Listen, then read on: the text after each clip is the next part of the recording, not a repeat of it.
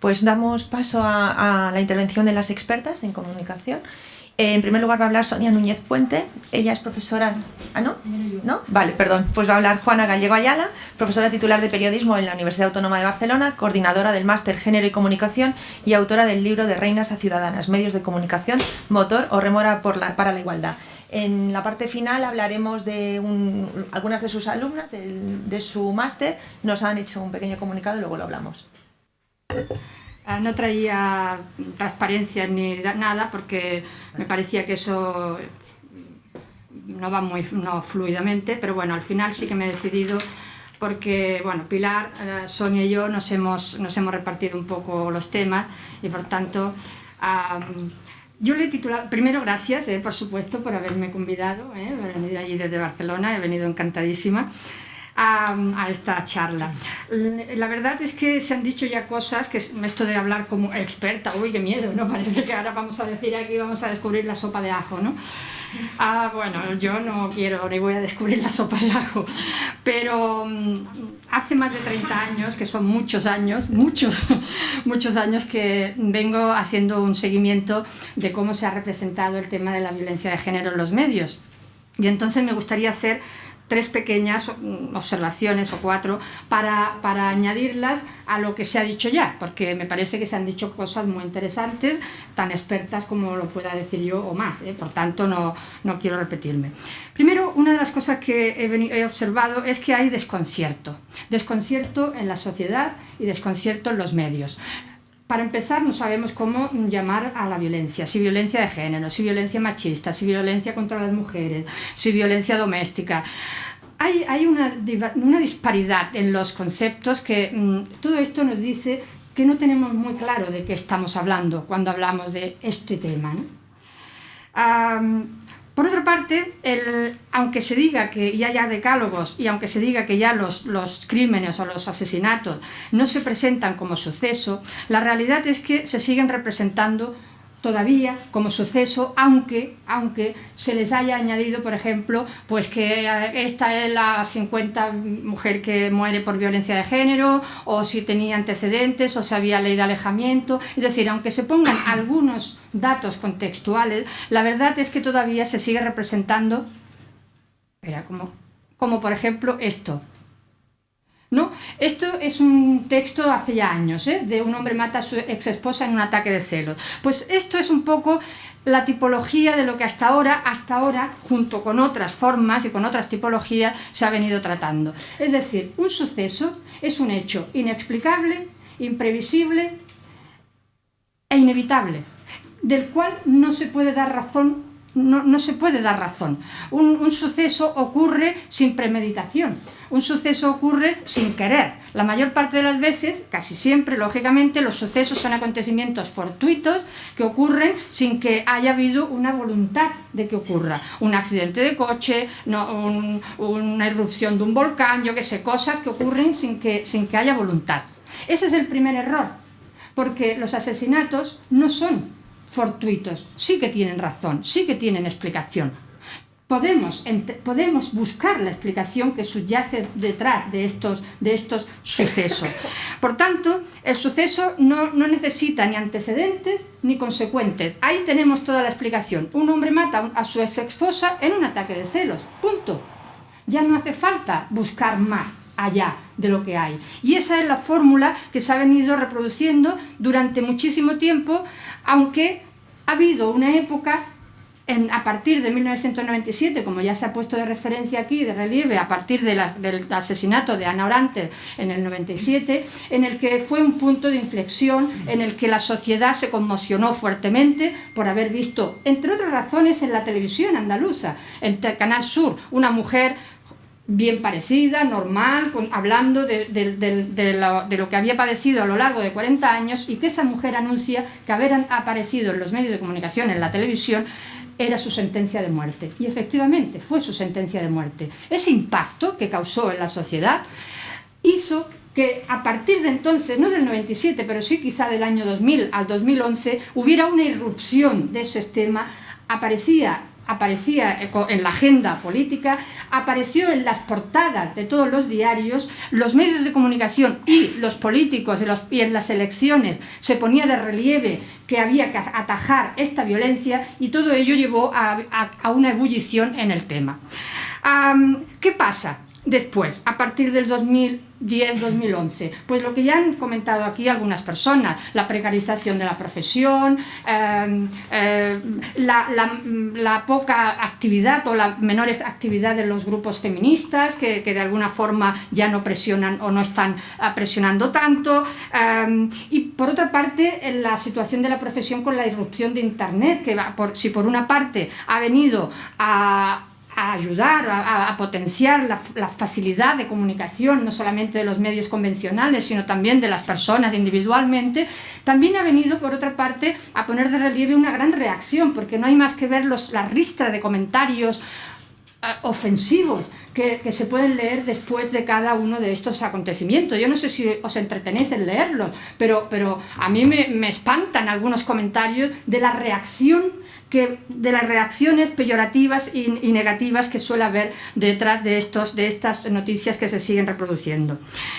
Bien, pues a mí me parece que a lo que falta, lo que aún no encuentro que se introduzca en el tratamiento, es una historia, lo que hoy se llama un relato o narratividad. Es decir, todos los conflictos responden a un relato histórico. Y en el tema de la violencia no hay relato. Son episodios aislados de cosas que, como él decía, no tienen conexión o no se busca la conexión. Falta una historia. Y para mí está muy clara cuál es la historia. La historia es el cambio brusco, el cambio radical e irreversible que se ha producido en España, por no hablar más que de nuestro país, que habría que hablar en otras zonas, pero por no hablar más que en España, el cambio tan espectacular ocurrido en la relación entre hombres y mujeres. Es decir, las mujeres han cambiado, sencillamente ha habido un cambio espectacular en nuestra conciencia.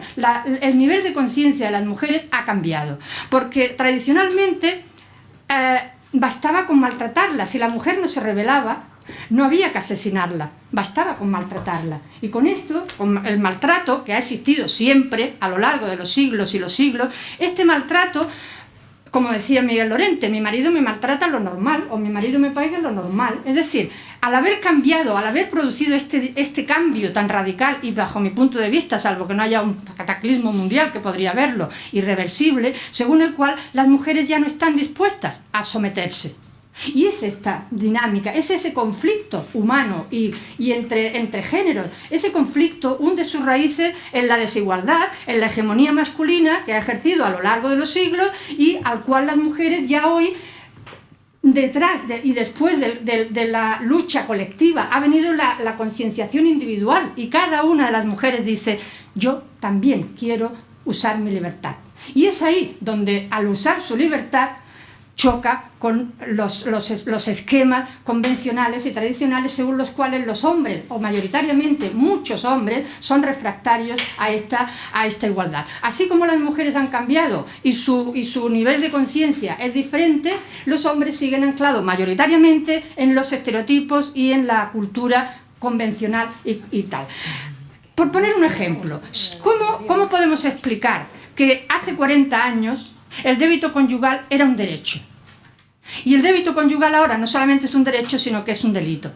¿Cómo explicarle a los hombres que han sido educados en el derecho a disponer del cuerpo de sus mujeres en cualquier situación? ¿Cómo explicarles a muchos hombres que han sido educados de esa forma, y a las generaciones sucesivas que, si no educadas de esa manera, los medios de comunicación, la publicidad, las canciones, el cine, en fin, todos los discursos culturales siguen insistiendo en esos mismos modelos? La mujer siempre es objeto de violencia en cualquier medio, en cualquier película que sigue legitimando la violencia. Y por lo tanto, aunque las generaciones jóvenes no sigan siendo educadas naturalmente en esos viejos principios según los cuales el débito conyugal u otros débitos son obligación de las mujeres, ese es nuestro caldo de cultivo. Y por tanto el relato es: las mujeres que son asesinadas hoy son víctimas de lo que yo llamo la revolución silenciosa. Pensábamos que la revolución era incruenta. Pues no, señor, la revolución que han protagonizado las mujeres no es incruenta. Y esas mujeres asesinadas son las víctimas de esa guerra, aparentemente, de esa revolución que se ha protagonizado, que efectivamente no ha sido tomar el Palacio de Invierno, ni bélica, pero que ha sido una revolución que poco a poco ha ido cambiando las conciencias de las mujeres, que ya no están dispuestas a soportar o a ser humilladas, a ser maltratadas, a ser vejadas, y todo eso choca, lógicamente, con ese patrón masculino que todavía no ha sido, ni por lo que parece, va a ser fácil de cortar. Por tanto, nos falta un relato de contexto, una historia en la que estas experiencias tengan sentido, es dotar de sentido a esas experiencias individuales. Claro está que son conflictos individuales, personales, pero no son personales de esas personas, única y exclusivamente, forman parte de ese relato común a todos. Lo que pasa es que nos gusta poner los conflictos fuera.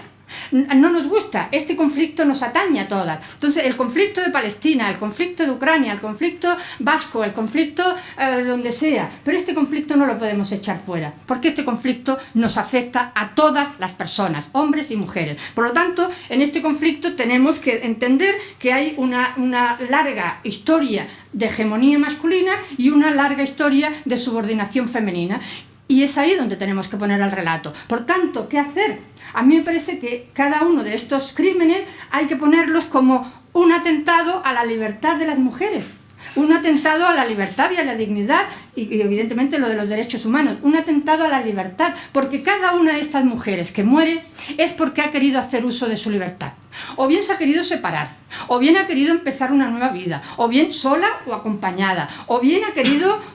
porque ha querido hacer uso de su libertad y ha querido hacer uso de su libertad, y cuando realmente ha dicho yo también puedo hacer uso de mi libertad, hay una persona que no la ha dejado, y por tanto es un atentado contra la libertad y contra la dignidad de esa mujer. Es ahí, yo creo, donde tenemos que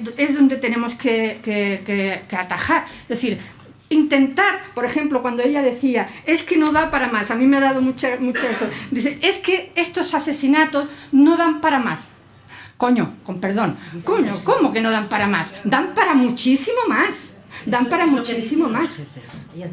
Sí, por eso, que los jefes dicen, es que esto no da para más. Claro que da para más, da para muchísimo más, da para reflexionar del por qué ocurren. Es decir, pero no porque este hombre o esta mujer, no, sino por qué, cómo podemos entender, cómo podemos darle sentido a esta experiencia.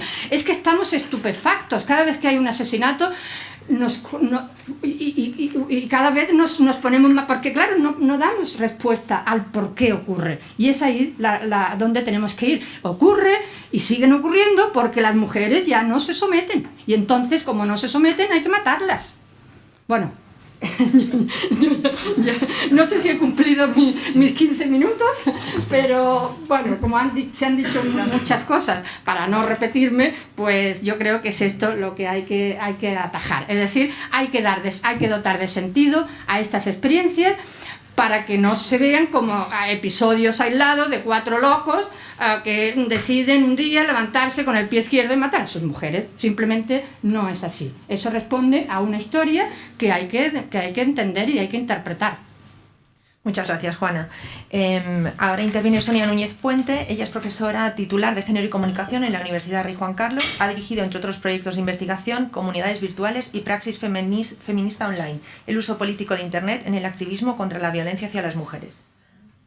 Gracias. Bueno, voy a intentar ceñirme. He traído unas... Sí, esto, ¿verdad? El de abajo. Sí. Unas diapositivas. Nos hemos repartido las 3 el trabajo, y a mí me ha tocado...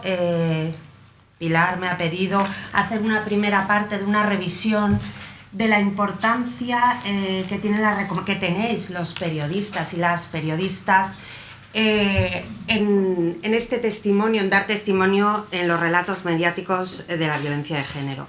Voy a hacer una primera parte que puede resultar un poco más árida, pero para que nos demos cuenta de la cantidad de recomendaciones de los organismos nacionales e internacionales que han insistido sobremanera en este asunto. A mí lo que me interesa aquí es que entendamos, y voy a intentar dotar de contexto el papel de los y las periodistas para adscribir valor político al proceso testimonial. Es decir, debemos adscribir valor político a ese proceso testimonial. Para ello, insistiremos en la importancia que tienen los y las periodistas y la función que pueden desempeñar para superar y desafiar los estereotipos como marcos de reconocimiento. Es decir, ya sabemos todo lo que hay que saber sobre la estereotipia, pero vamos a ir más allá. ¿Qué podemos hacer para superar esos estereotipos como marcos de reconocimiento? Y también para superar los modelos hegemónicos de representación generados por la violencia, por una violencia estructural y simbólica, y para romper el paradigma que ya lo ha dicho antes, no recuerdo tu nombre y me ha gustado mucho. Romper Izaskun, el paradigma de la victimización. En eso estamos en los proyectos de investigación que lidero, en romper esos paradigmas de victimización mediante la puesta en marcha de otros modelos representacionales contrahegemónicos. Bueno, eso ahí para que lo tengamos de referencia, ¿no? En esta primera parte de revisión, ¿no? En las estrategias de Nairobi para el avance de las mujeres, ya en el 85, se señala el papel central de los medios de comunicación para el avance en el estatus de las mujeres y se pedía la eliminación de las representaciones estereotipadas y explotadoras de las mujeres en los distintos medios, incluyendo los anuncios publicitarios. Ya en el 85. En el 90, la ONU, en el primer informe y evaluación de las estrategias de Nairobi, estableció una relación entre la representación de la violencia contra las mujeres en los medios de comunicación y la violencia real contra las mujeres en la familia y en la sociedad. Es decir, estableció una conexión clara. En los dos primeros objetivos estratégicos, el de 1 y el de 2, de la plataforma de Beijing del 95, se dice que se han de adoptar medidas integradas para prevenir y eliminar la violencia contra las mujeres.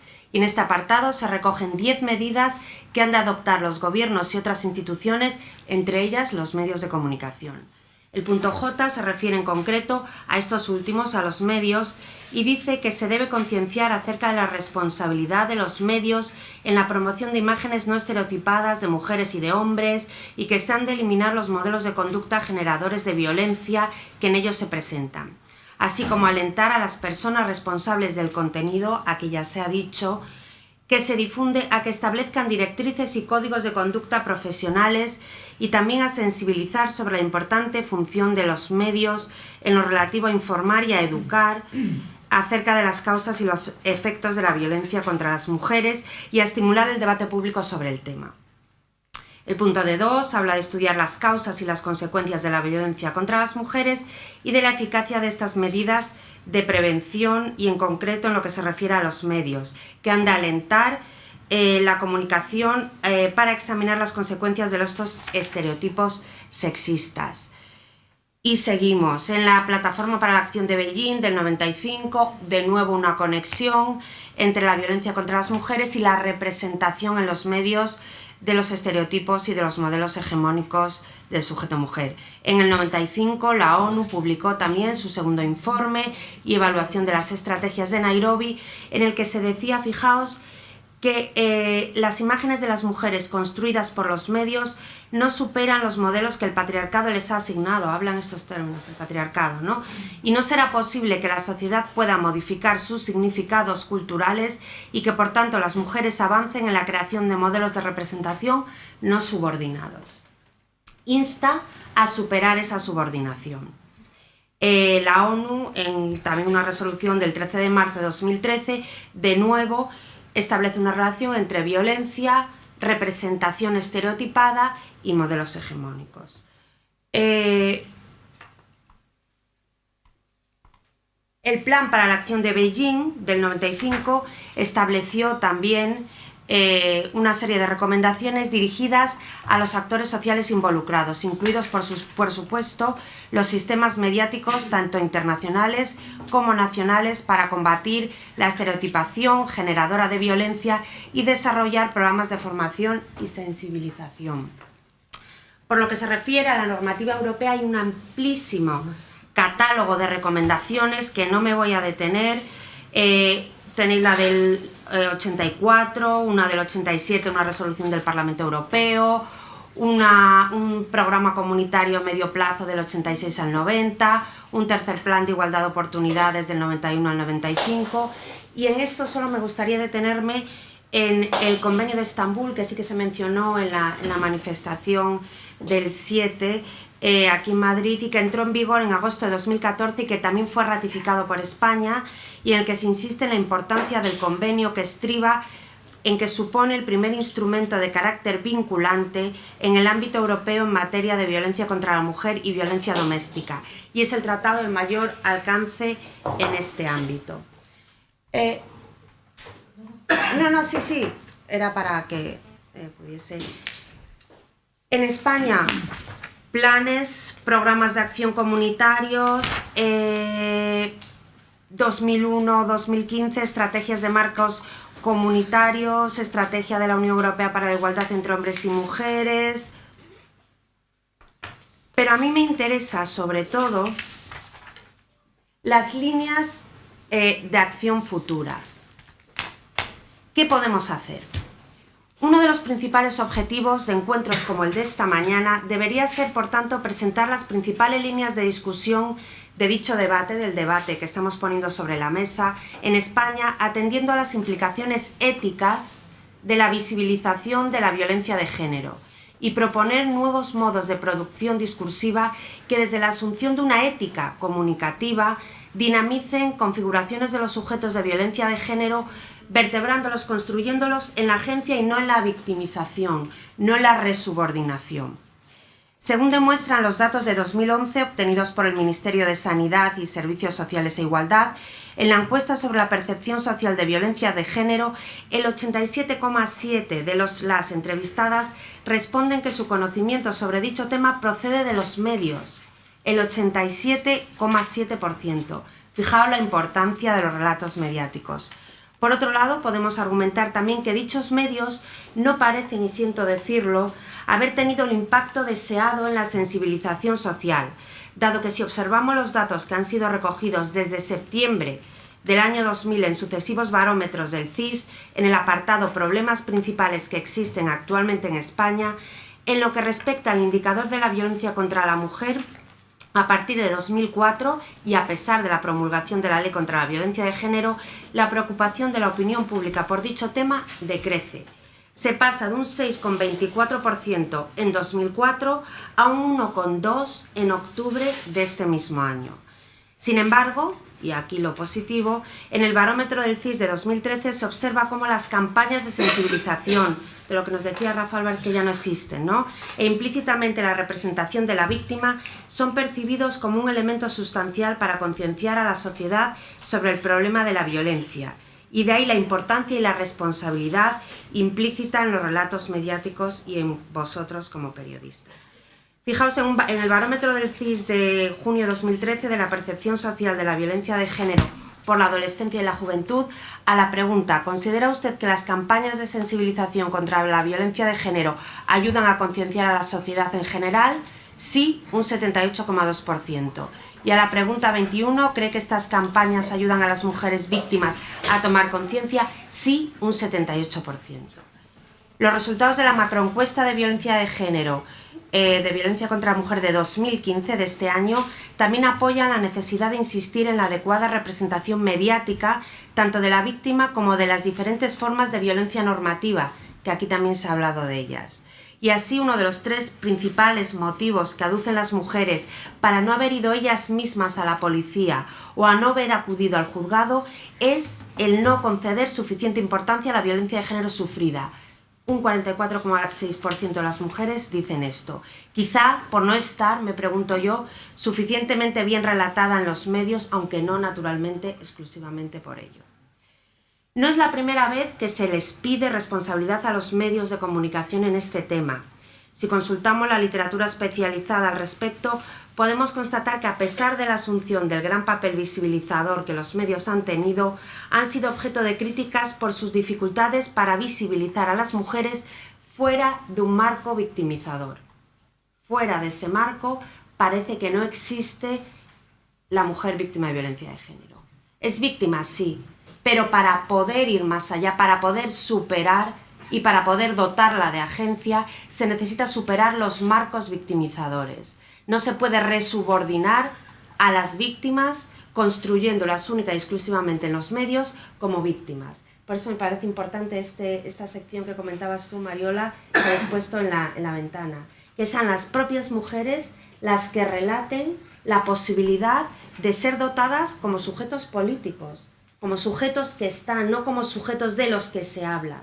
Que ahora terminaré mi intervención diciendo cómo a veces en los medios se habla de las mujeres, se las conceptualiza de las víctimas como un fetiche, como un objeto de consumo, como un lugar común. Nada más. Pues dotarlas de poder político, de capacidad de agencia, convertirlas en sujetos capaces y no pedirles desde una asunción neoliberalista de un sujeto empoderado, ahora denuncia. ¿Quiénes somos nosotros, como decía Rafael, para pedirles ahora denuncia? ¿Por qué las tutorizamos, las tutelamos con un sistema legal que les da la mano solo? ¿Por qué no hay otros modelos representacionales? ¿Por qué las mujeres, decía yo antes aquí en conversación privada, por qué las mujeres no aparecen en los relatos no solo mediáticos, sino culturales de ficción, capaces de, por ejemplo, ejercer violencia? Yo ahí también voy a ser disruptiva. ¿Por qué no? ¿Por qué no más Kill Bill? ¿Por qué no? ¿Por qué está bien un amplio abanico de Rambos? ¿Y por qué las mujeres no son capaces de salir de un paradigma victimizador? Si no tenemos modelos representacionales con los que dialogar, a partir de los que construirnos, no podemos ponerlos en marcha. Y es tremendamente injusto pedir a las víctimas que solamente sean capaces de salir de ese paradigma victimizador denunciando. Esa no es la manera de empoderarlos, siendo conscientes que la ley ha de estar ahí, que ha sido un tsunami, ha supuesto un paso enorme, ha cambiado la dinámica, pero no solo. Debemos... Sí, de todas las violencias, de género, normativas, de todas las... La violencia de género, como decía Juana, la entendemos, sí, como una violencia normativa, como pensarnos no solo violencias simbólicas de todo tipo, violencias inclusivas, meter en esa violencia de género esos modelos representacionales que nos representan como víctimas y a la víctima violencia de género. Nosotros hemos hecho un estudio de cómo representan en YouTube, en los canales feministas institucionales de YouTube, las campañas de violencia de género. Cómo se representa a las víctimas, en la mayoría de los casos, carentes de agencia. Se sigue recurriendo al ojo morado, etc. Termino ya diciendo que ante ello nosotras nos preguntamos si hemos trabajado sobre ello, si él o la periodista tiene que ser neutral al informar de la violencia machista, y creemos que no. Creemos que no, y esto es lo que se recoge también en lo hablamos Pilar y yo, en la Declaración de Valencia firmada en 2008, en el punto 4.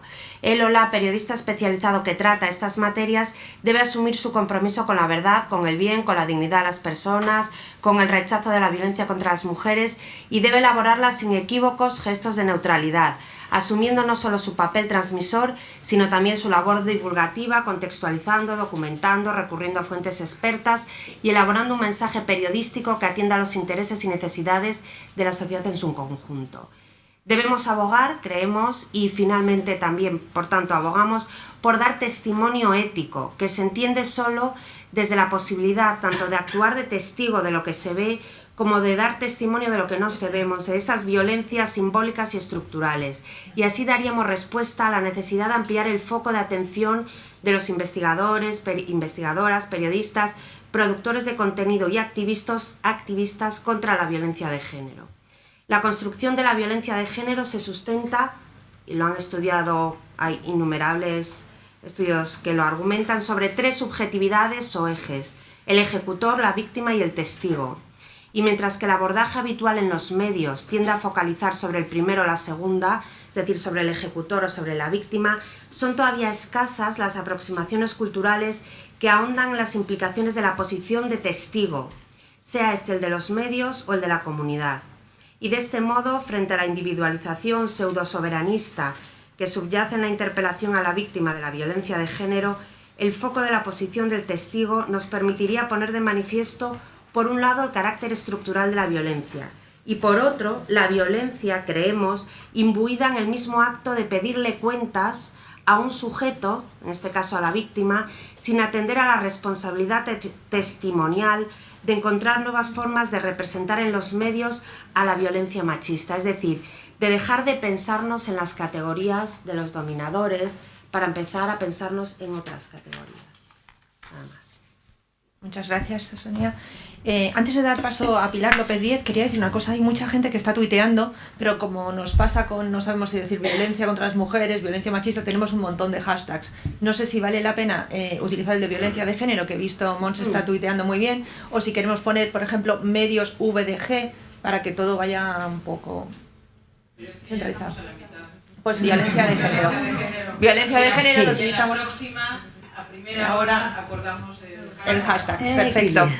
Pues damos paso a Pilar López Díez, que la hemos ido presentando entre todos. Pilar es doctora en Ciencias de la Información, ha participado en la elaboración del manual de al menos 4 decálogos, entre ellos el de Radio Televisión Española, el de Público y la Declaración de Valencia. Hola, buenos días a todo el mundo y muchísimas gracias.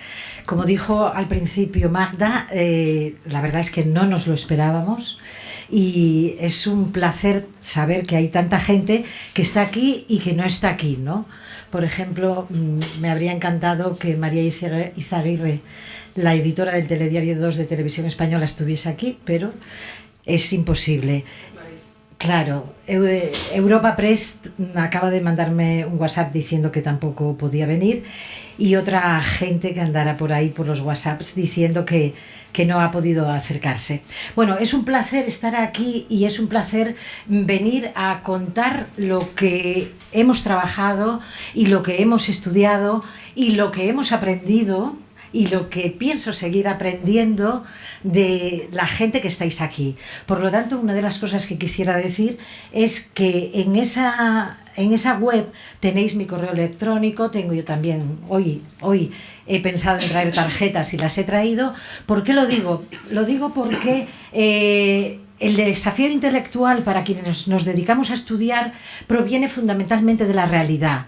No solamente leyendo se aprende cuando la gente que tiene que implementar determinadas historias, relatos, como se decía anteriormente, encuentra dificultades y entonces te escribe y te dice ¿tú cómo resolverías este asunto? ¿O cuál es tu visión sobre este asunto? Por lo tanto, ruego que nos acompañéis y que nos acompañemos, yo a vosotras, y vosotros a nosotras, etcétera. Vamos a ver.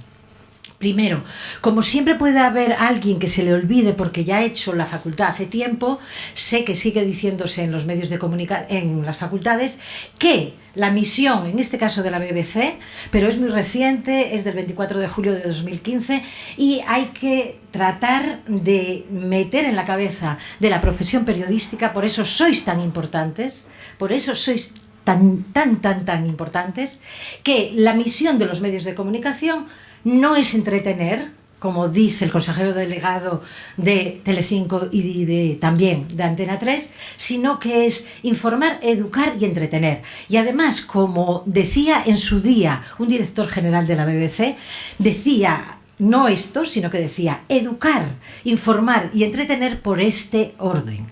Bueno, pues vamos a recordarlo porque hay determinadas personas que se le olvida. Vamos a ir a la manifestación del 7N, en una semana 8 asesinadas, y la idea de la profesión periodística que está desbordada. Ya se ha hecho mención a los problemas, en su día hablando con Charo Nogueira del País, me decía, del País, que fue del País, muy sensibilizada con estos temas, efectivamente hacía referencia a cómo se encuentran en estos momentos las redacciones. Ya se ha hecho referencia, por lo tanto, lo recordamos.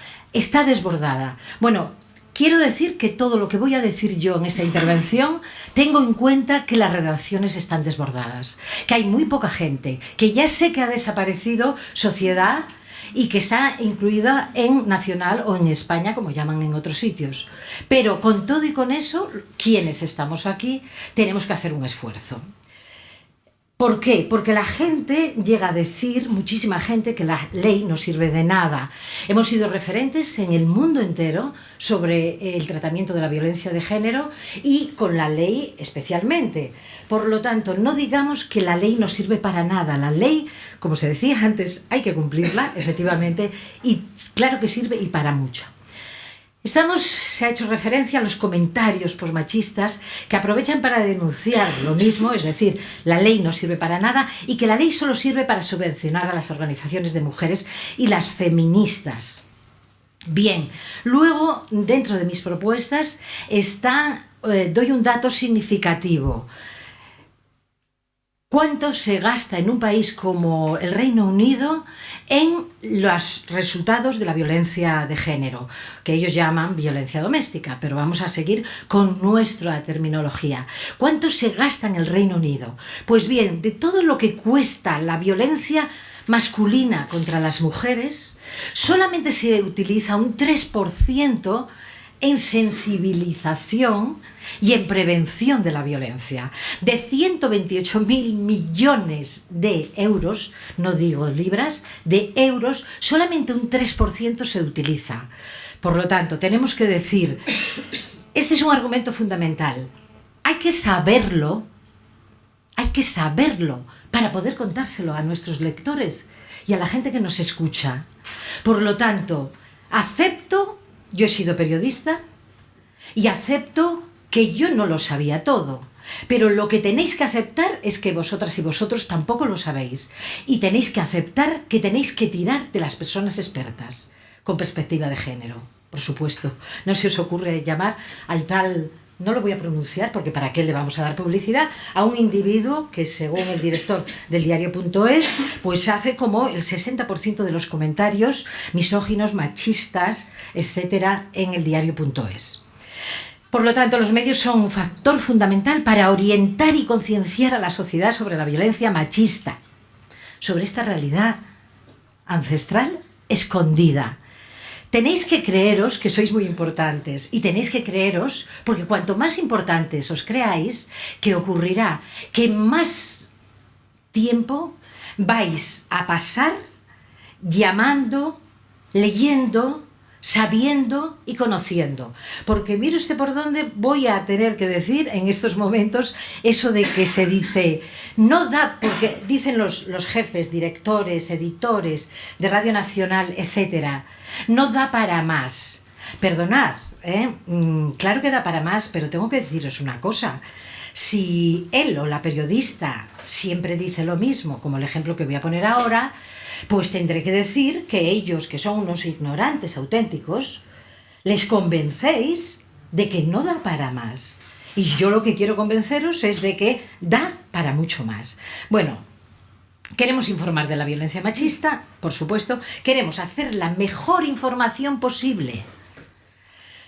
Cuando se produce un asesinato no tenemos tiempo disponible para hacer una buena pieza. ¿Verdad, Magda? Bueno, ¿se puede solucionar el problema? Yo digo que sí.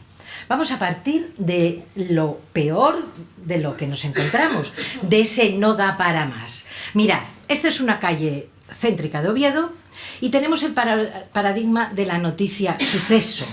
Es lo que llamo noticia suceso, que muy bien lo ha explicado mis dos compañeras anteriores. Una mujer de 65 años ha muerto hoy en Oviedo de varios golpes en la cabeza, presuntamente a manos de su pareja sentimental de 51 años, que ya ha sido detenido. Bien, este es el titular: violencia machista, muere una mujer. Lo vamos a resumir. Muere una mujer. Una mujer de 65 años ha fallecido de varios golpes en la cabeza. Su pareja ha sido detenida. Su cadáver se encontró, y a mí qué me importa, pero bueno, en la calle Zubillaga, número 7, en el centro de Oviedo. Y quien no lo sepa, si eres de Oviedo, te pongo una buena fotografía para que lo sepas. Vamos a ver, como dice Mafalda, ¿alguien puede explicarme por qué a los hombres los asesinan y a las mujeres las mueren? O sea, llevamos muchos años en esto. Entonces, las que sois más jóvenes, o los que sois más jóvenes, convenceros de que quien comete un delito es un delincuente. por favor, gente joven, empezad a utilizar lo que las personas más mayores no se atreven, como resultado de la investigación os lo digo. Quien comete un crimen es un criminal. Quien comete un asesinato es un asesino. Y ahora yo quiero poner vuestra cabeza en donde yo la tengo. Puede ser que estéis en desacuerdo conmigo. ¿Por qué somos tan benevolentes, tan indulgentes con los hombres asesinos? ¿Por qué no les llamamos criminales? Mira que no me gusta pronunciar el nombre de Enrique López. Y eso que así se llamaba mi padre, por cierto. Pero no estoy hablando de mi padre. Sabéis a quién me refiero, ¿no? Ese señor que han tenido que decirle que no puede juzgar el caso Gürtel, que estuvo en el Tribunal Constitucional, etc. Pues tengo una cita de él para convencer hace 10 años, en las 300 conferencias que he dado a lo largo del Estado español.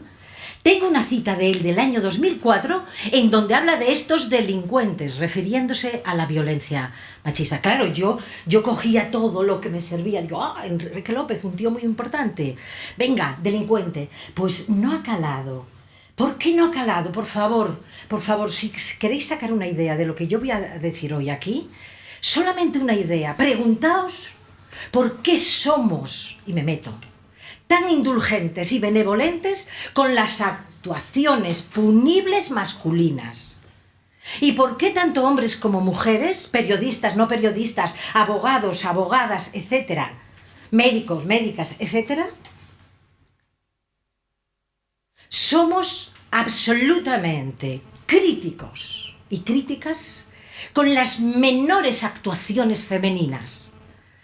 Tengo que decir que efectivamente, Montse Boix, en Radio Televisión Española, yo creo que hicimos uno de los mejores, bueno, uno no, sino el mejor manual de urgencia que hay, es porque dice que hay que respetar la dignidad de las víctimas. Y hemos logrado meter en el Código Autorregulatorio de Radio Televisión Española que los y las periodistas deben utilizar los mismos criterios para valorar las actuaciones masculinas y femeninas. ¿Qué es eso de una mujer abandona a un niño de 4 años en un locutorio? Oye, ¿y tú no sabes que hasta ahora los niños tienen padres y madres?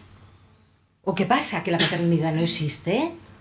Ah, que existe, que todos son maravillosos padres.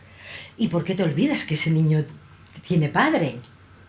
¿Por qué somos indulgentes con una mujer boliviana que dejó a su niño porque el jefe trabajaba en un restaurante en Atocha? Esta es una noticia de Vallecas. Porque el jefe no la dejó salir para llegar a buscar al niño que había dejado en el locutorio, porque la mujer del locutorio era boliviana como ella y no era la primera vez. Pero eso sí, el marido estaba en casa borracho. ¿Por qué somos tan indulgentes? Preguntémonos. ¿Sabéis por qué? Porque estamos en un patriarcado. La palabra patriarcado ya nos tiene que asustar. ¿Sabéis por qué? Porque si no, os mantiene los ojos cerrados. Y os mantiene en una mujer de 65 años que ha fallecido. Una mujer con varios golpes en la cabeza. Su pareja ha sido detenido. Y esto no sirve absolutamente de nada. Y digo que tenemos el ejemplo, claro. Una mujer asesina, como dice Mafalda, a ellos los asesinan. A su marido de una puñalada en Madrid. Es la segunda víctima, estamos hablando del 2010 y estamos hablando del país. Bien. Pero una Pilar, te cuento. Es que no sé cuál era la frase del Que le llamaba delincuente. No, delincuente. La utilización de la palabra delincuente. que era una frase construida. No era frase. O sea, él decía, tenemos que hacer no sé qué con estos delincuentes. Y yo solamente me saqué la palabra delincuente, pero estoy hablando del 2004. Bien, evolución por años de la extensión de las informaciones. Fijaos, solamente para ir más rápido de lo que estoy yendo, mirad, me interesa, ponte un poquito más atrás, eso, gracias, máximo una columna, es decir, las informaciones de la izquierda azulitas, Fijaros cómo han ido subiendo, mientras que las del medio, que son media página de información de periódicos, estamos hablando de 5 muestras. Esto lo ha hecho las mujeres periodistas de Cataluña, con la muestra del País, El Mundo, La Vanguardia, el periódico de Cataluña y Avui, El Punt Avui. ¿Vale? Está publicado en el año 2015. Lo que quiero decir, fijaos en esta columna y fijaos en esta columna. Tenemos que el 65% de las informaciones en estos momentos son breves. Breves. Lo que se puede decir en un breve es esto. Es lo que hemos visto anteriormente. Por lo tanto, lógicamente no lo podemos estar haciendo bien. Por lo tanto, vamos a entrar. Eliminar la plantilla de las rutinas habituales del suceso que producen noticias clónicas. Todo el mundo hace lo mismo, todo el mundo dice lo mismo. Y como además todo el mundo tiene mucho miedo y es muy indulgente, no hay un delincuente en Vallecas acaba de asesinar a su... No, esto no lo he visto nunca. No sirven ni para sensibilizar, ni para concienciar, ni para eliminar la violencia machista. 2. Nunca se debe informar exclusivamente, esto es lo que yo digo, no lo que dicen vuestros editores y vuestros jefes de informativos. Nunca se debería informar exclusivamente del acto criminal, de la famosa noticia suceso. Deberíamos completar, que yo ni daría el nombre siquiera, pero vamos a decir que eso deberíamos eliminarlo, pero el acto criminal, en la punta del iceberg, cuando la mujer es asesinada, los 40 y cuantos casos que llevamos en este, así por sí mismo no debería aparecer como noticia. Debería completarse con noticias de situación, de interés humano, complementarias, noticia espacial, etc. Podemos completar los datos de agencia con información y conocimiento que poseen las personas expertas. Esto para mí es fundamental. Cuando hablamos de completar o de añadir otra visión para que se elimina el no da para más, nos referimos a muchas informaciones que están íntimamente ligadas a la violencia machista y que no se debería, y que se debería ofrecer a la audiencia cuando se produce el asesinato. Aquí lo tengo. ¿Cómo hacernos con esta información que está en el cerebro, en la mente de una psicóloga, de un médico, de una psiquiatra, de un asistente social, de una abogada o de un educador? Habéis visto que las profesiones de más rango están feminizadas, las de menos rango están masculinizadas, lógicamente. Teniendo al día la importantísima agenda de personas expertas en violencia de género con perspectiva de género en España. Decía ya en 2001 el Manual de Urgencia de Televisión Española que no todas las fuentes son fiables. No todas las fuentes son fiables. No nos sirve de nada. Y luego veremos que, claro, hay fuentes que directamente tenemos que expulsar.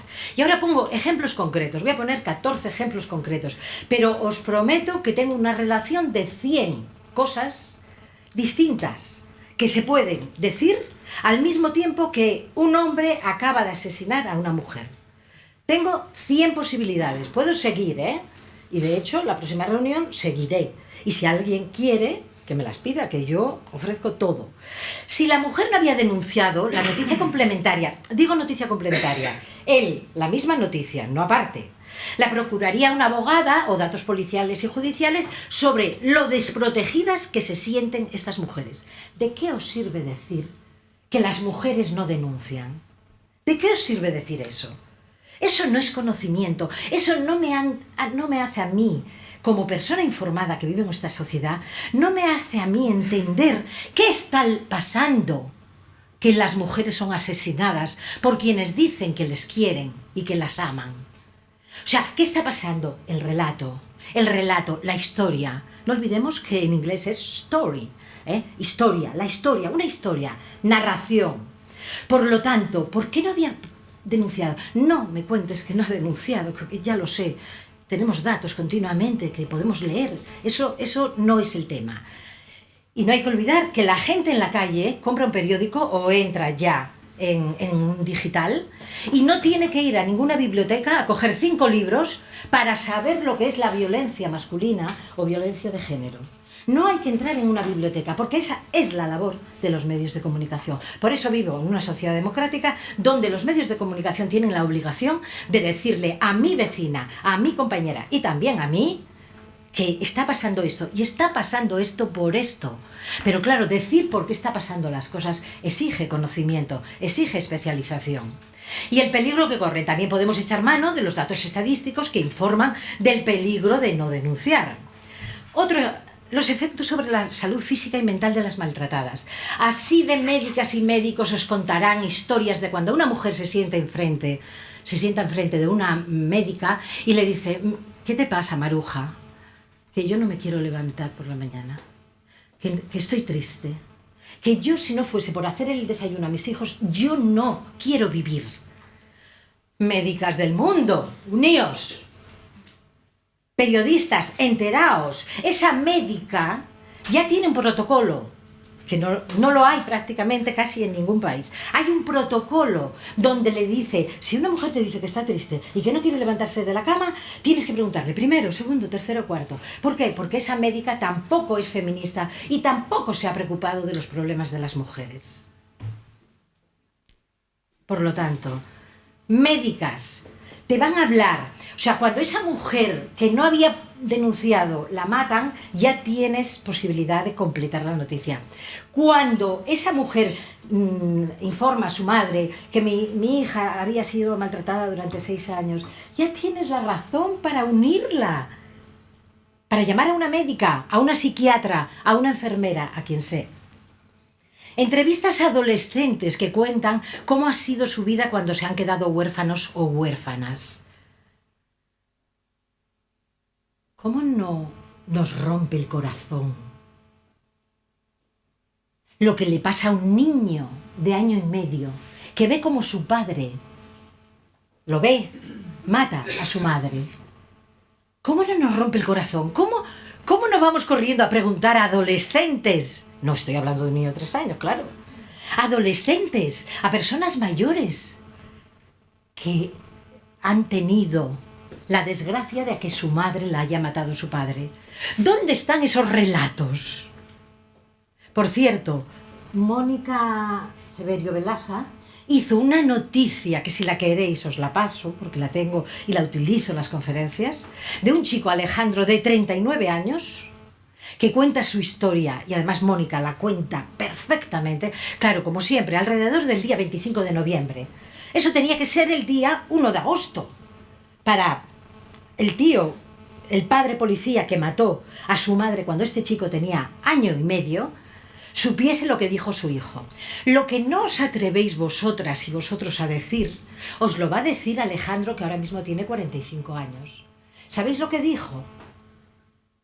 Hace 10 años que estoy en terapia por lo que me pasó cuando tenía 1 año y medio. Estoy casado. Acaba de nacer mi segunda hija, que le voy a poner de nombre Zoe, que significa vida, en honor de mi madre. ¿Y sabéis lo que he decidido libremente? Tengo mi vida ya organizada a través de 10 años de terapia. He decidido no ver nunca más a ese hombre que dice que es mi padre. Eso que vosotras y vosotros no os atrevéis a decir, porque no os lo van a permitir decir como periodistas, os lo va a decir una fuente fiable, que es un chico que se quedó esperando, y su madre nunca apareció porque su padre la había matado. Policía, casado con una chica que estaba haciendo farmacia. Cuando nace el niño, ella decide separarse porque la vida era de maltrato. Ella vuelve a retomar la carrera de farmacia y cuando sale en Sol de una de las cafeterías que habitualmente entramos, el policía sacó el arma, salía con 3 compañeras de estudiar el examen que tenían al día siguiente y la mató a bocajarro. Pero no solamente esto. Entrevista a una psicóloga sobre las consecuencias de la violencia de género para los hijos e hijas. Y no aquella historia de Ana Orantes y del hijo que parece ser que también maltrató y todo aquello. No. las consecuencias psicológicas, la gente que está en estos momentos en tratamiento. ¿Cómo están tratando otros países europeos la salud de las maltratadas? 6. En junio del 2013 el Gobierno publicó la Estrategia Nacional contra la Violencia Machista, con 250 medidas para acabar con la violencia machista. ¿Qué seguimiento hemos hecho de ellas?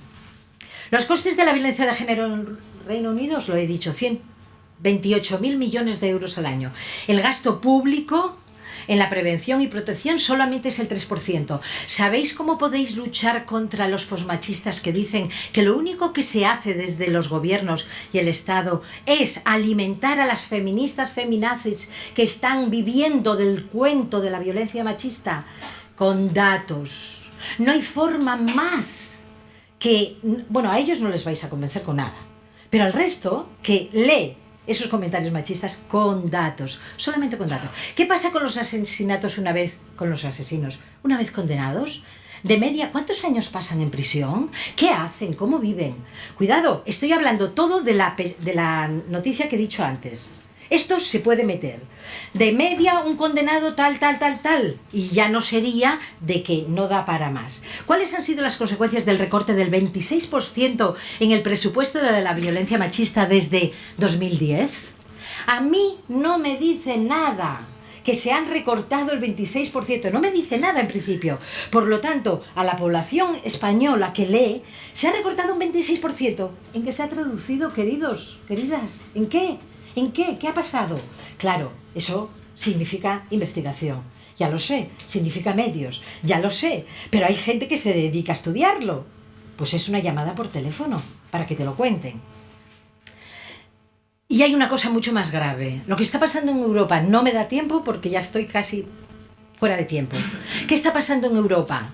El Instituto Europeo para la Igualdad de Género, que está en Lituania, tenemos que estar atentos porque tiene un newsletter, una revistilla que la podéis recibir. Y ahí tenéis todas las noticias. Está luchando el Instituto Europeo por la Igualdad de Género para que haya datos contrastables y fiables sobre la violencia de género en Europa.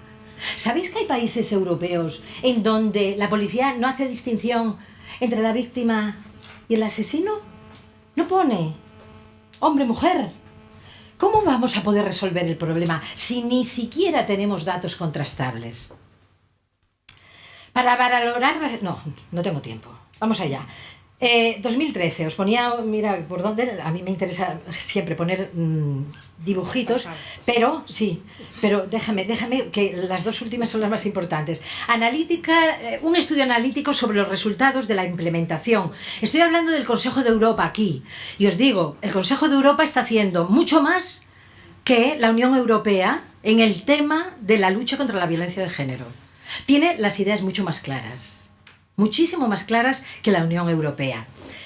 Entonces, esto es una recomendación que hicieron en el año 2002. Y entonces lo que hacen es estudiar qué ha pasado desde el 2002 hasta el 2013. Y algo que os afecta es el training, la formación. Y entonces ya se ha dicho aquí, pero vamos a convencernos con lo que dice el Consejo de Europa. La formación de profesionales es un área de actividad que está aumentando en Europa. Cada vez más se admite que especialmente la violencia doméstica, poned violencia de género, es un problema que requiere respuestas multiprofesionales y cooperación y que necesita significativos conocimientos y habilidades, no solo para los profesionales especializados que responden a situaciones de crisis. Y ahí tenéis, mirad la formación. La policía tiene, en el año 2013, estoy hablando, mirad, el 45%, 45% de la policía en los 47 países que habla el Consejo de Europa reciben formación. Estamos hablando policía, abogacía, judicatura, enfermería y matronas se están formando en violencia de género. Trabajo social, personal médico, psicología, terapeutas, profesorado de todos los niveles. Profesorado de preescolar, profesionales de los medios, mirad dónde estamos. Es decir, donde menos formación se está dando desde el 2006 al 7 al 13 es en este asunto. Bien, acabo las dos últimas con el decálogo. Esta es mi propuesta. La noticia suceso ni sensibiliza ni educa. Debemos disponer de más de medio minuto o de un breve. Completaremos la noticia con informaciones suplementarias aportadas por fuentes solventes desde la perspectiva de género. No hay que identificar a la víctima, ni recoger el cómo. Cuchilladas, estrangulamientos, 45 tiros. Hay que identificar el comportamiento del agresor. Esto ya lo hemos dicho en Radio Televisión Española desde el 2001. Por cierto, que queremos decir que este manual de urgencia lo ha aprobado también el ABC, todas las televisiones, más Telecinco, Antena 3 y la gran mayoría de las autonómicas. Por lo tanto, identificar el comportamiento del agresor. No hagamos mención a discusiones u otra excusa. El por qué estos hombres maltratan y asesinan es otro, Y no lo digo yo, lo dice la Convención de Estambul, que ha firmado España y que ha entrado en vigor el 1 de agosto del 2014 y que nuestro gobierno, nuestro Estado, no se ha enterado todavía. Reconociendo que la violencia contra las mujeres es una manifestación de las relaciones desiguales de poder entre mujeres y hombres. Os quiero decir, hablando de desiguales relaciones de poder, que la traducción del Ministerio de Asuntos Exteriores no es desiguales relaciones de poder. Lo que habla es que la discriminación tradicional que ha habido contra las mujeres, o sea, no han querido poner desiguales relaciones históricas de poder entre hombres y mujeres, han llevado a la dominación y a la discriminación de las mujeres por los hombres. 4. Hay más violencia machista, se ha dicho, de la que cubrimos en España. Según esta Convención de Estambul, la violencia contra las mujeres incluye la violencia machista, violencia de género que llamamos nosotros, el acoso sexual, las violaciones. ¿Quién se atreve? ¿Quién es la guapa? El guapo, que se atreve a empezar a hablar de las 10 violaciones que 10 mujeres van a recibir hoy. Al cabo del año, tenemos que tener datos, 3.650 mujeres son violadas. Entonces, ¿qué hacemos con eso? Que tenemos el dato, ¿no nos gustan a los periodistas los datos? Pues entonces tenemos que decir, esto ha pasado. Esto es la violencia de género, la convención la has firmado y hay que cumplir la ley. Por lo tanto, hay que hablar. Habéis dado un paso muy grande hablando de violencia de género. Os faltan las otras 3 patas.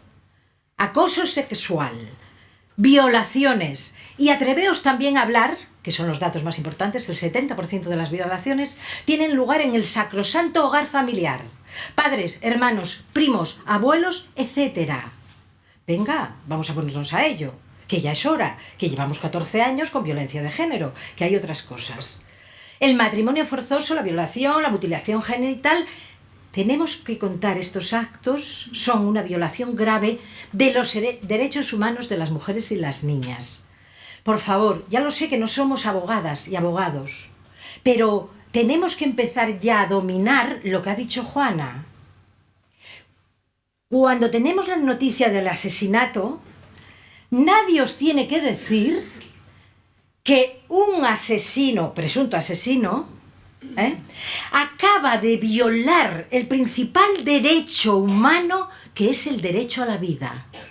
Por favor, que entre los conceptos que hay que dominar para poder hablar y para poder escribir, hay asuntos básicos de todas las profesiones. Es lo mismo que si confundes epidemia con pandemia.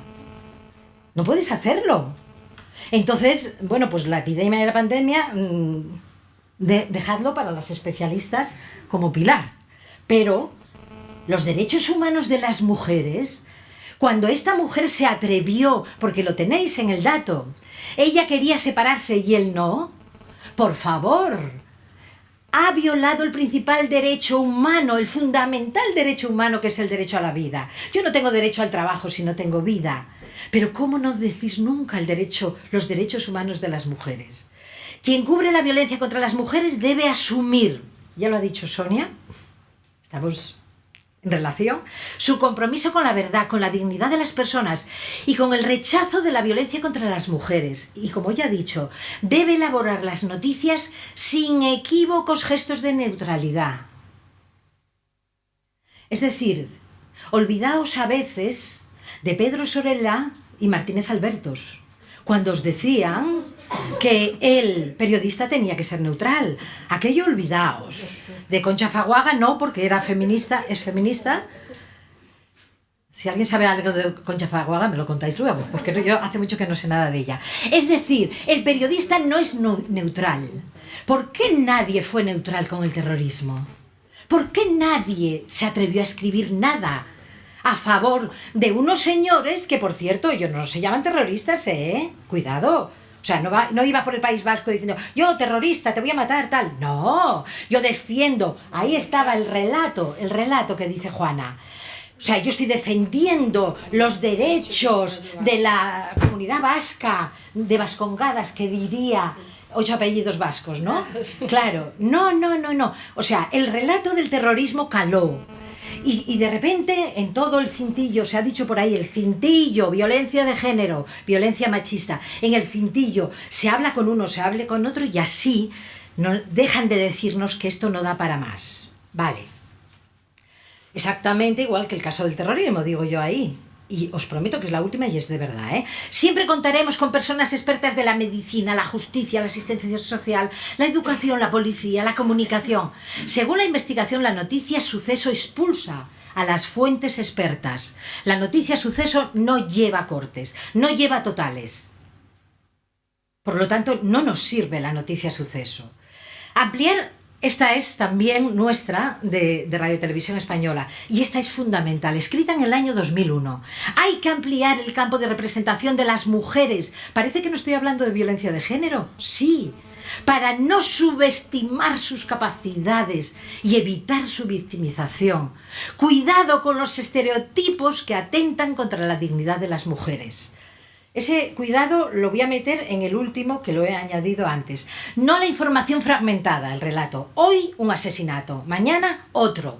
¿Os acordáis de cuando éramos pequeñas y pequeños? Nos gustaban las historias, los cuentos. A ver, vuelve a contarme el cuento de aquel que fue, que vino, que llegó, que se cayó, que no se murió, que se recuperó. La mente humana trabaja con relatos, no con fragmentos. Por lo tanto, fuera la noticia fragmentaria. También publicitar las sentencias que recogen los hechos probados. Esa la hicimos en público. Existe más información que la que suministra cada día las agencias. ¿A que estás de acuerdo conmigo, Pilar? Totalmente. F, Europa Press, Servimedia. ¿Está Servimedia aquí? Ay, qué pena, Maitantona, qué pena. La he perseguido por tierra, mar y aire. Pero bueno, ¿qué se va a hacer? Le mandamos las conclusiones. Vamos a ver, las agencias no te dan todo. Tú tienes que ser una periodista espabilada y un periodista espabilado. Y yo me acuerdo, que hace 30 años que yo pisé una radio, yo me acuerdo cuando alguien me dijo, esto es lo más importante, y me cogió una agenda así de zarrapastrosa, allí tenía todos los contactos. El mejor periodista no es aquel que sabe más, es aquel que tiene ética profesional, que le gusta su trabajo, que es curioso o curiosa, que quiere aprender, que quiere cambiar el mundo y que tiene una agenda así de gorda, que ahora ya no es tan gorda porque está metida aquí, vale. Denunciaremos la violencia continuada, por favor, esta no os la da F ni nadie. Y no solo los asesinatos, para dar claves a las mujeres maltratadas que no saben que lo son. Esta información tampoco la suministran las agencias, nunca. La información de calidad sobre la violencia machista exige una profunda formación de la profesión periodística. Exigimos ya, aunque sea de aquí, una asignatura troncal en las facultades correspondientes. Y por último, ya mira, veis que, pero es la última. Los estereotipos frivolizan, banalizan, también es del 2001, y desautorizan a las mujeres. Y son la causa subyacente de la violencia machista. Lo que está en rojo, apuntad, 13 de junio del año 2013, la ONU. No lo digo yo, lo dice la ONU. Si las mujeres somos un cuerpo para el placer de la mirada masculina, si las mujeres no nos controlamos mucho, si las mujeres somos histriónicas, si las mujeres somos débiles, si las mujeres lo mejor que podemos hacer es cuidar de los demás, si las mujeres lo que pasa es que somos tan sentimentales, si las mujeres somos tan ilógicas, tenemos que tener a un individuo que nos va a maltratar, que sea inteligente, que sea fuerte, que sea agresivo y que sepa decirnos lo que tenemos que hacer en cada momento. Eso son los estereotipos, queridas. Esos estereotipos que fabrica la sociedad, que nosotras muchas veces también diseminamos y extendemos, son los que hacen que un maltratador le diga, como se recogen las sentencias probadas, tú, no tú, aquí otra, tú no vales para nada, tú eres una puta, tú me necesitas a mí para salir de aquí a allá. Por lo tanto, como dice la ONU, que no Pilar López, la base de la violencia machista son los estereotipos. Y eso es otra historia que no corresponde para hoy porque no tenemos tiempo. Vamos muy mal de tiempo, Ya. pero lo que podemos hacer ahora, o sea, la idea es esta especie de decálogo, se lo vamos a hacer llegar a todos los... si sabéis, en la estructura vamos ahora a debatir sobre lo que han aportado las expertas. Si tenéis alguna pregunta, alguna matización, porque la idea es hacer un documento, aparte de este decálogo, que se mande a todos los directores de los medios de comunicación. Y digo directores porque entre los 15 medios más leídos del Estado, pues solamente hay una directora, la de la Nueva España. Entonces se lo queremos mandar para ver si a partir de ahí pues se dan por aludidos y colaboran. Bueno, he puesto de ejemplo, se le va a mandar a todos los medios, pero por ejemplo decimos que el déficit que hay, no sé, en radios y en radios locales, en las principales también son directores, pero quiero decir que hicimos un estudio no hace mucho de la posición de mujeres en los puestos de dirección de los medios de comunicación, nos centramos en los medios escritos y era peor que en el IBEX 35, entonces es una de las cosas que han salido aquí. Bueno, lo que quiero decir es que ahora es el momento, podemos destinar yo creo que 15 minutos a aportar ideas o esas preguntas, después hacemos una pequeña pausa, nuestra compañera Laura lee las conclusiones y sobre ellas pues intentamos hacer un documento conjunto de algún modo. Así que si hay preguntas de manera ordenada, sí, pues... Y por la fila de atrás, o sea que estáis todos invitados a participar durante 45 segundos y esta vez va de verdad, porque a los 45 segundos hay que decir muchas gracias, adiós. A mí me gustaría algo que no se ha comentado aquí y que aparece sucesivamente relacionado con el tema de violencia de género, con el tema de violencia machista, cuando se va a redactar la noticia.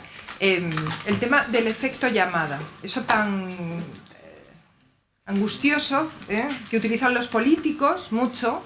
En 2007 María Teresa Fernández de la Vega, recuerdo, en El País, lo tengo aquí delante, ya hablaba que cuidadito con el efecto llamada. Ahora, justo después de la manifestación, fíjate, yo pensaba que esto se había pasado, pero no. Bueno, Miguel Lorente, pero da igual, o sea, se basaron en ese estudio. Ya, bueno, Monse, se basaron en esto. Estoy hablando de que los políticos, bueno, por supuesto nunca hablan, siempre hablan por boca de canso, quiero decir, hablan basando... Pero que es que ahora, después de la manifestación del 7N, volvemos otra vez sobre esta historia, ¿no? Que utilizan muchos jefes de redacción y algunos directores también para que no se escriba explícitamente sobre estas noticias. Y quería que lo debatiéramos aquí, que no lo hemos hablado, nada más. Gracias. ¿Marisa? Sí. Bueno, es que no me puedo resistir a esta primera. Yo, a ver... 45 segundos. Sí. A ver, hay que informar sobre violencia de género y eso es indudable. Cualquiera que ponga una duda sobre esto está haciendo un daño absolutamente irreparable porque lo está sacando de la escena pública. Punto número 1. Punto número 2. Contestando además una de las preguntas que decía Rafa. Yo creo que tú preguntabas si hay que entrevistar a maltratadores. Bueno, yo creo que hay que mencionar a maltratadores, pero mucho cuidado con efectivamente colocar su relato en los medios, porque tenemos un problema en función de los estereotipos, que es que su relato se reconoce mucho mejor que el nuestro.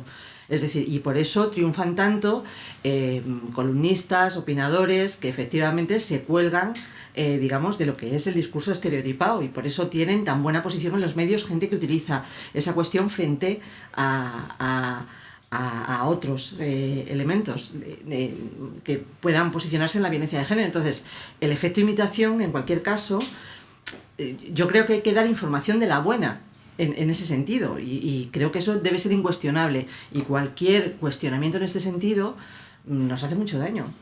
Gracias. ¿Tú te presentas? Hola, soy Miguel Arroyo, soy el editor del informativo de fin de semana de La Sexta. Y mi primera pregunta era sobre el efecto contagio, pero bueno, ya veo que lo habéis hecho y que va a estar sobre la mesa, entonces voy a preguntar la otra cosa que me han surgido dudas. Gracias a la intervención de Pilar hemos apuntado muchísimas ideas, creo que podemos desarrollarlas con estos reportajes de background, pero me gustaría saber qué hacer, porque estoy un poco desorientado en este aspecto, qué hacer cuando lo único que tengo es la noticia suceso. Es decir, me llega por F una imagen de un portal. Si llega la imagen cuando sacan el cadáver, ahí nosotros no lo metemos nunca, sino metemos la detención del asesino cuando lo tenemos, para que vean que el resultado de su acción no es la muerte de la mujer, sino que el resultado es que van a ser detenidos. Pero ¿qué hacer si no tengo preparado este reportaje de background?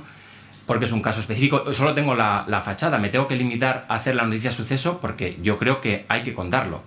Entonces me gustaría saber si sois partidarias de no contarlo, o limitarnos a un hombre ha matado a su mujer en Baena y poco más podemos contar. Gracias. Por ahí había Pilar ahora y después tú. Hola, yo soy Charo Nogueira y quería decir solamente dos cosas al hilo de lo anterior. Yo creo que el efecto llamada no debe convertirse nunca jamás en una coartada para no informar. Y lo que hay que hacer, obviamente, es informar bien. Y respecto a lo que tú estás planteando de qué hago si tengo muy pocos datos, pues tienes muy pocos datos, puedes contar algo y sobre todo puedes seguir contando cosas más allá de ese día concreto. Sí, ay, perdona. Estabas tú primero, pero... Sí. Vale, una cosa, el tema del efecto llamada. No tenemos tiempo y es imposible, pero podríamos discutir ese asunto. Hay una primera razón que es fundamental. La investigación que se hizo por la Universidad de Granada carecía auténticamente de profesionalidad a la hora de hacerla. ¿Por qué? Por una razón fundamental, porque no contesta a la primera pregunta que hay que hacerse. La pregunta no es, oye, fíjate, hemos tenido la manifestación y en una semana 8 asesinadas y 8 asesinos. Hasta yo meto la pata, en vez de decir 8 asesinatos, he dicho 8 asesinadas. ¿Quién responde? ¿Quién es el guapo? A mí Miguel Lorente, lógicamente, que traté de disuadirle para que hiciese esa afirmación, no me contestó el principal problema, que si aquí hay un estudiante de estadística, se le ocurriría. Por favor, ¿y me puede decir usted la primera muerte por qué ha sido? O sea, es muy bonito. Segunda razón, por favor, eso contadlo. El que venga con efecto, porque además no olvidéis, ha sido totalmente oportunista. Primero fue efecto imitación. Como el efecto imitación, dijeron, ¡qué barbaridad! O sea, que cuando informábamos del terrorismo, lo que hacíamos era terroristas. Efecto imitación. ¿Por qué no funcionó el efecto imitación cuando se habló por tierra, mar y aire de 850 personas asesinadas por los terroristas de ETA? ¿Y por qué páginas y páginas y páginas de terrorismo? Por lo tanto, efecto imitación lo retiró Miguel Lorente. Y luego dijo, efecto paso a la acción. Y el efecto paso a la acción es que en realidad un asesino está así y diciendo, ¡ay, me lo estáis recordando! Pues ¿sabes qué te digo? Que hoy me he levantado y hoy te mato. Por favor, efecto paso a la acción. O sea, lo que tenemos que explicar son las masculinidades agresivas, dominantes, que no conciben, lo que explicó muy bien Juana, cuando decía que las mujeres no queremos ser sometidas, que ya en mi época, cuando era joven, yo ya lo decía, pero ahora son todas las chicas las que lo dicen. O sea que no, tío, que voy como me da la gana, que me voy al cine contigo o con mis amigas, que lo puedo elegir, que soy libre, que ya sé un poquito de libertad. Por lo tanto, paso a la acción, mentira. Y entonces, habría que decir esa primera razón. La primera razón es cómo empieza la historia. Si no ha habido antes, el primero que empieza ya no... Y la segunda razón fundamental. Para hacer estadística necesitamos series muy largas. Por lo tanto, dígame usted algo cuando pasen 40 años, de efecto imitación o efecto pasación. Y entonces lo estudio con mi fuente estadística y a lo mejor con todos los datos que me des, esta persona contrasta lo que estás diciendo. Y además hay que decir otra cosa, cuidado, no creamos que es lo peor que nos puede pasar, que ya se ha dicho, que lo ha dicho Marisa. No creamos que porque no informemos no va a seguir habiendo. Como se dijo muy bien, aquí hay posturas individuales. Es decir, hay mujeres de mi edad que nunca nos hemos sometido. Pero da la casualidad que ahora sois muchas más. Sois muchas más. Y entonces por eso hay mucha más. O sea, la gente de mi generación, la que están matándola con 65 años, es porque se ha creído lo que habéis hecho, que es informar de la violencia de género. Y está sentada con el asesino allí y dice, pero si aquí me están diciendo la ley, todos aprobados por unanimidad en el Congreso, una ley, y tú me estás haciendo esto, y yo te estoy aguantando desde hace 45 años. Oye, ¿sabes qué te digo? Que yo me voy a enterar nos vamos a enterar, si quieres vienes conmigo. Pilar, ya está, pero ya. Pilar. Sí. Yo quería hacer incidencia en algo que me ha parecido muy importante, que lo ha planteado Rafa y Pilar, que es definir los casos de violencia de género en el marco de la defensa de los derechos humanos. ¿Y por qué digo esto? Ayer cuando dije que venía a estas jornadas, hablé con varias de las periodistas de EFE que hemos cubierto estos temas, y cuando yo se lo planteé, alguna me contestó, son periodistas concienciadas y feministas, que hombre, que derechos humanos sí, si hablamos en Guatemala, vale, pero si hablamos aquí en España, no. Entonces creo que es muy importante enmarcar este tipo de violencia en los derechos humanos. Muchas gracias. ¿Elvira? Soy Elvira Sevilla de la Universidad de San Carlos de la Facultad de Ciencias de la Salud de Alcorcón y vengo no como periodista sino como responsable de responsabilidad corporativa, y entonces sí que estamos trabajando muchísimo, y eso sí que quería que lanzaros el guante en el sentido de que hay que unir la igualdad con la RSC y la RSE en las universidades, no solamente en educación, sino en todo lo que es la política de comunicación corporativa. Gracias. Juana, yo creo que después hacemos, y luego Izaskun, y hacemos la pausa porque después vamos a volver a debatir sobre las conclusiones y si no nos vamos a repetir. Así que... Vale, yo quería decir dos cositas o tres, a ver si me acuerdo de las que me los he apuntado. Hay una cosa, estoy totalmente de acuerdo, por supuesto, con mi amiga y colega Pilar, ¿no? Pero en el decálogo hay una cosa que no veo clara. Por ejemplo, ¿por qué no podemos a las mujeres no identificarlas? Yo creo que sí, que hay que identificarlas, porque si ponemos AM. Tal, ha sido asesinada por su marido, tal, parece como si esto es vergonzante, es decir, tenemos que ocultar la identidad de una mujer a la que han matado. Cuando en la violencia terrorista se mataba a un guardia civil o a un policía o a un ciudadano, por supuesto que se dice su nombre y su apellido, porque hay que reivindicar que esa persona la han matado, y como la han matado no tenemos por qué ocultar su nombre. Parece que eso sea una violencia de segunda, ¿no? Hay una violencia de primera, que es la violencia pública, y después está la violencia de segunda, que es la violencia entre comillas, privada. Pues no, esta violencia privada también es una violencia pública y por tanto hay que reivindicar a estas personas, ¿no? Y cuando él comentaba que cuando no hay detalles, cuando no hay nada, solamente los cuatro datos, Pilar lo ha dicho muy bien. Yo creo que una noticia tanto en radio como en televisión y por supuesto escrita siempre puede ser un nuevo atentado, un nuevo crimen contra la libertad de las mujeres o contra la dignidad, tal, ha tenido lugar en tal lugar, las protagonistas han sido estos, tal, vale, los datos fundamentales, pero luego podemos llamar, como muy bien ha dicho ella, pues a fuentes expertas, no a la vecina que dice, oh, era un hombre tan normal, o esto ya se veía venir, no, sino fuentes expertas. Todos seguro que tenéis fuentes expertas, desde jueces, psicólogas, abogadas, magistradas, mujeres feministas que han desarrollado una larga trayectoria en grupos de mujeres que todavía siguen trabajando. O sea, por lo tanto, todo esto se inscribe dentro de un contexto más amplio que es esta idea de que las mujeres siguen siendo asesinadas por hacer uso de su libertad. O sea que yo creo que siempre hay posibilidad de ampliar. Y si no tenemos más datos, pues esperamos a mañana para tenerlos. O sea, no dar simplemente el qué, el quién, el cuándo y el cómo. Eso es. Te van a decir que tal. Eso no. A ver, le damos la palabra a Izaskun. Por favor. Pero por teléfono se puede llamar. A ver, por favor, que ahora tenemos 5 minutos para hablar mucho, entre nosotras. Ahora habla Izaskun. Bueno, yo creo que estoy de acuerdo con que hay que complejizar los relatos, aparte porque no existe una categoría esencial de mujer. Las mujeres víctimas de violencia de género, muchas son migrantes, jóvenes, mayores, con recursos, sin recursos. Entonces, si siempre hablamos de mujeres en genérico, damos la sensación de que existe una categoría esencial de mujer y no es así.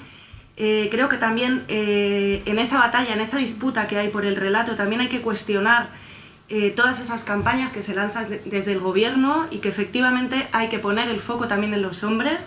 O sea, yo lo hablaba con una colega y me pregunto ¿por qué no se hacen campañas de sensibilización dirigidas a hombres que digan, si te están dando ganas de hacer o de cometer un acto violento, pero no directamente hacia ellos, llama a este número, ¿no? Porque siempre se pone el foco en las mujeres. Y en ese sentido también considero importante utilizar un lenguaje que interpele y que abra esa idea de violencia, porque la violencia de género no son solo las palizas o las muertes, hay muchas más cosas. Entonces hay que utilizar un lenguaje que abra el concepto de violencia y que interpele a la gente más joven. Y no quedarnos en grandes terminologías que pongan la cuestión solamente en el Estado.